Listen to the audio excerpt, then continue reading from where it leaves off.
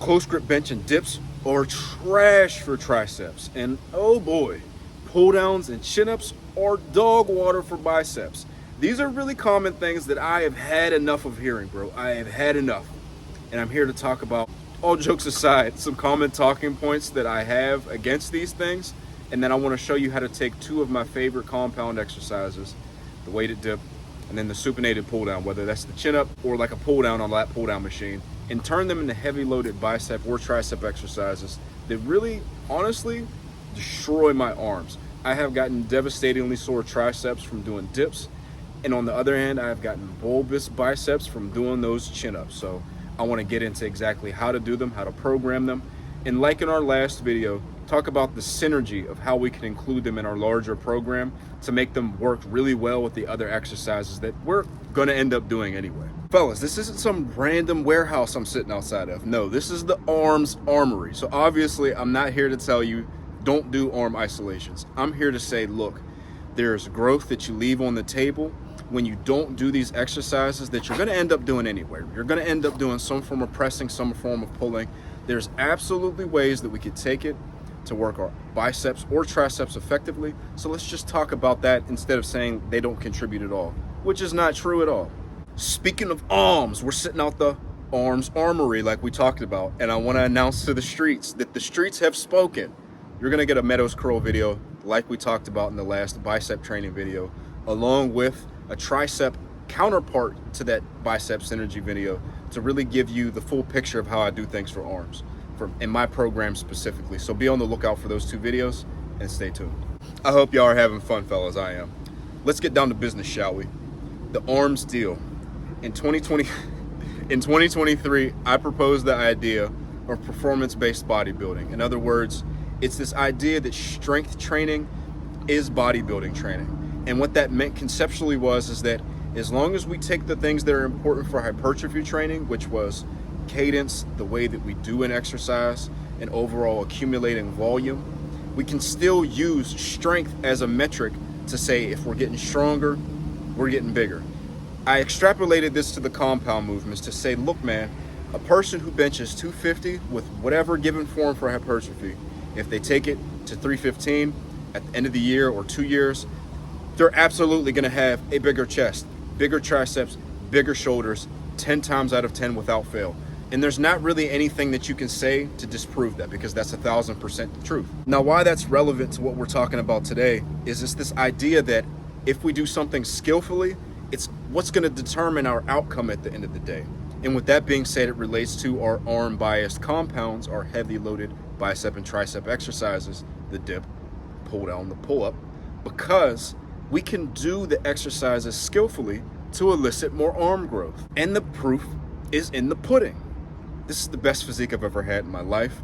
And my clients, they're looking saucy as hell. So the proof is in the pudding. It speaks for itself. So keep that in mind, one. And then for two, this is just another discovery that I want to share with y'all that really just warped the way that I think about my training in general. But it's this idea that we can train with the same movement, the same weight for the same reps over a prolonged period of time, and just continue to do it skillfully over a long period of time and grow from it for really long. And it won't only allow you to grow, you can look substantially better lifting the same weight. The only difference is the frequency of time that you've been doing it for. In other words, you hit a 315 bench once, you think that if you just do it again, your body's not gonna adapt from that? Oh no, I can't grow from this. Of course not. You really underestimate the marvel of human adaptation if you think that's the case, bro. That's something that I want you to keep in mind. That doesn't mean aim to lift the same weight.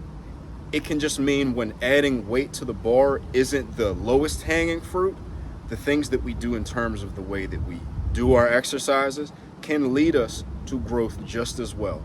It's just something to keep in mind. Mastery, that's the preamble and what predicates my argument of compound exercises being good for the biceps and triceps. Just keep that in mind. Now, for intellectual honesty's sake, I want to address some of the most common talking points against what I'm saying. These are the things that are true. They're 1,000% true, but I don't think tell the whole story. And they're really kicked off this arm biased meta that we find ourselves in and found ourselves in 2023, 2024. The biggest one being, and I fell prey to this one too, is this idea that people say, look, I got to X lift, X pounds on this lift, and then I had X arm size or didn't get results from this. And then when I added in arm exercises or trained those hard, my arms got bigger. Again, obviously that's true. That applied to thousands, tens of thousands, hundreds of thousands of people. Otherwise, it wouldn't have become the meta. However, like I said, I don't think it tells the full story. How did you do that exercise? A lot of people say, deadlifts don't build a thicker back, or bench press doesn't grow your arms, or squats don't grow our legs effectively. And then I have a few prompts for that. How did you do the movement, meaning your form? How long have you been doing the movement for with that effective form, if you were even doing it effectively in the first place? 3, how good did you get at that, with all those 3 things being said? A lot of times we'll do the movement in a way that biases our strongest, biggest muscles in the compound movement. And then we say our arms didn't grow from it. And while that's true, it's because of the way that you did the exercise. One thing for sure, 2 things for certain. If you do a touch and go bench press, you crash the eccentric down, your elbows flare out for your pecs to stretch more, your arms are not going to grow the most from that.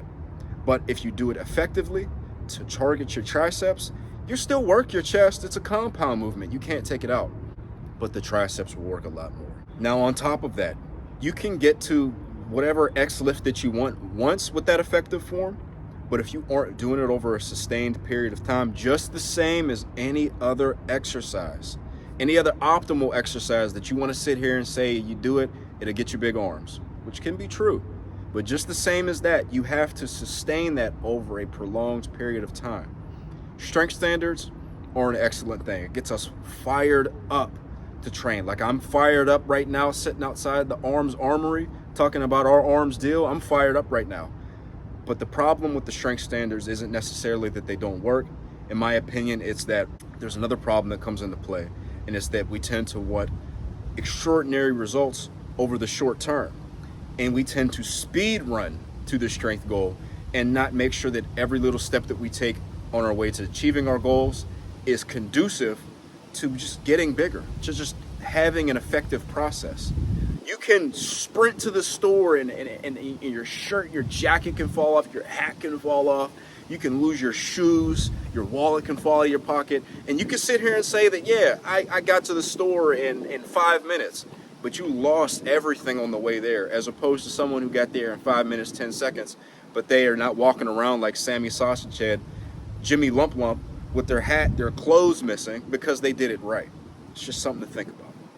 Another thing that's true with this a lot of the times is that people will say, well, I didn't get these results and then I added in these exercises and my arms got bigger. Brother, the truth of the matter with this is that if you weren't training your arms hard in general, your exercises hard in general, or you just weren't doing enough arm volume to grow, of course you're going to grow if you do those things. That doesn't mean that the compound movement was the culprit. It was, again, how you interact with your program and your process that is the culprit. So again, those are the biggest talking points against what I'm saying. I really want to get into the training because that's the part of it that I love. We're going to be headed to the gym in a little bit to show you how to do the dip, and whether you want to do a pull down or a chin up. I like both. I think I like the chin ups a little bit more just because you can do them anywhere. But no matter how you slice it, we're going to get to the gym and show you how to do it. Oh, one last thing that I thought about while I was just getting ready to transition to the gym with y'all. A lot of people will say, well, it's just simpler and more straightforward to the point to just do a bicep curl to get bigger biceps. True indeed.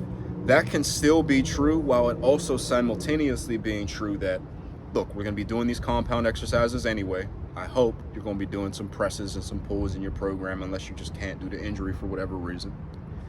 Why not do them in a way that's effective for our arms and make sure that it helps contribute to the goal, gets us to the goal faster because we're doing more effective volume.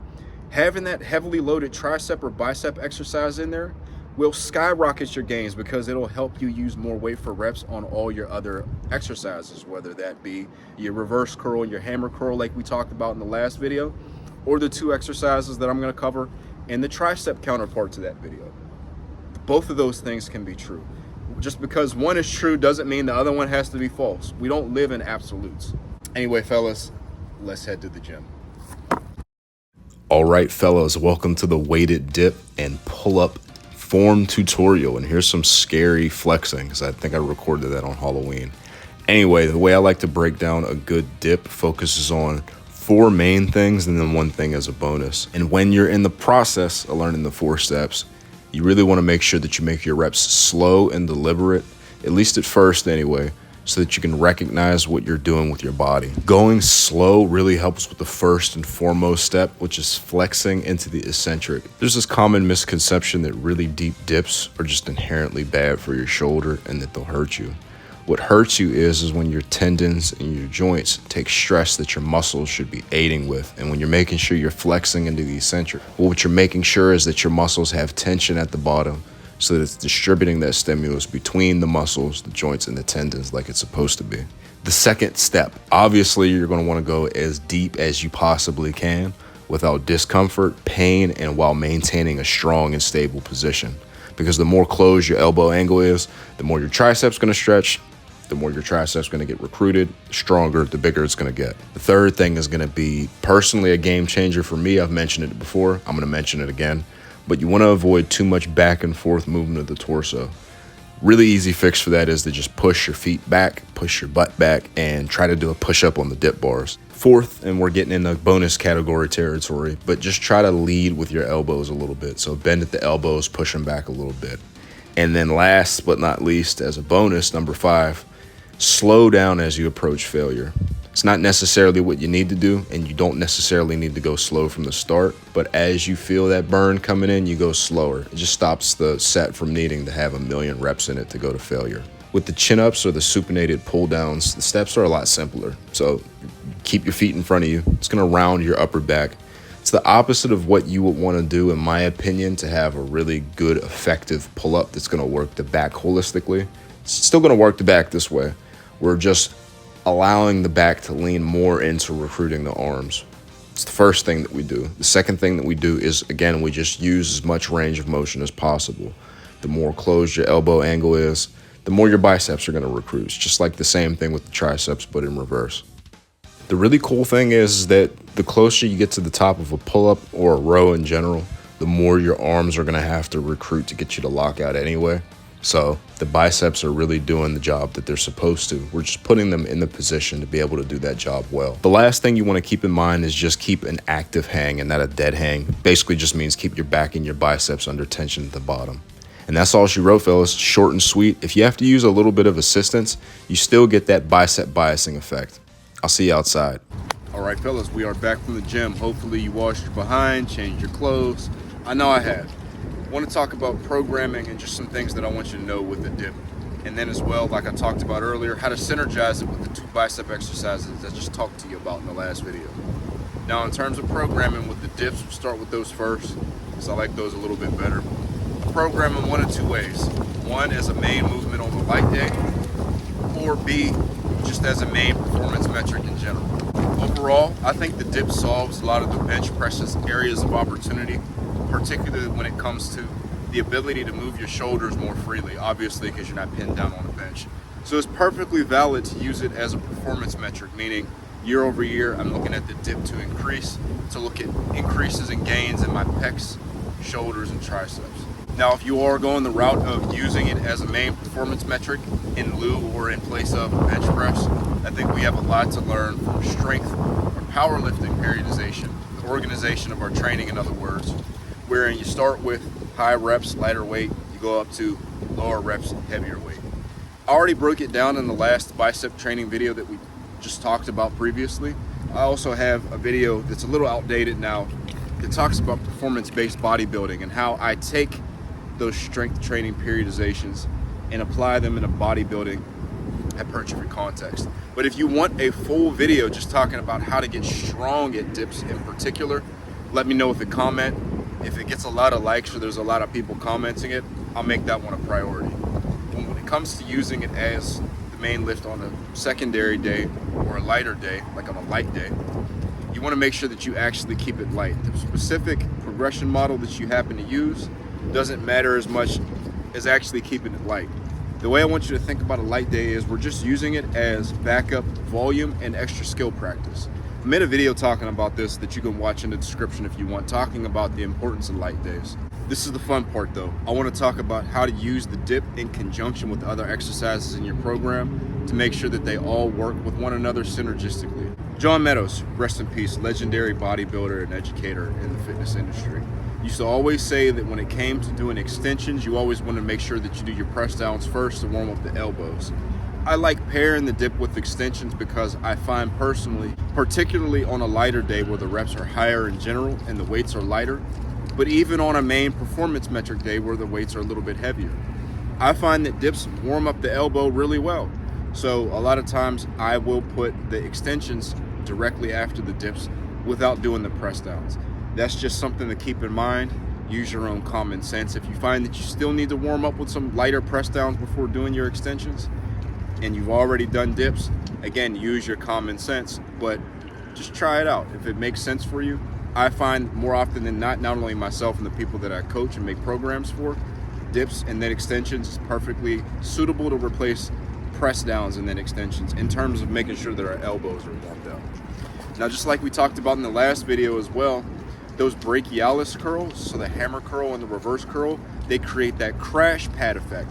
Track back to the last video if you have not watched that one yet, but just in short, when your forearm muscle and your brachialis and bicep in general are more developed, it creates a crash pad of muscle that supports us at the end range of a movement. The dip, particularly the bodybuilding type of dip that I like to do and tell people to do, it infinitely benefits from those two types of curls. So if you want to put it beforehand, just to give you some extra crash pad effect, that's perfectly valid as well. Now, when it comes to a lot of the injury prevention stuff and tweak prevention stuff that I talk about, this comes from experience. So in the past, maybe 4 years ago, I used to be unable to do really any tricep volume at all, regardless of what I did.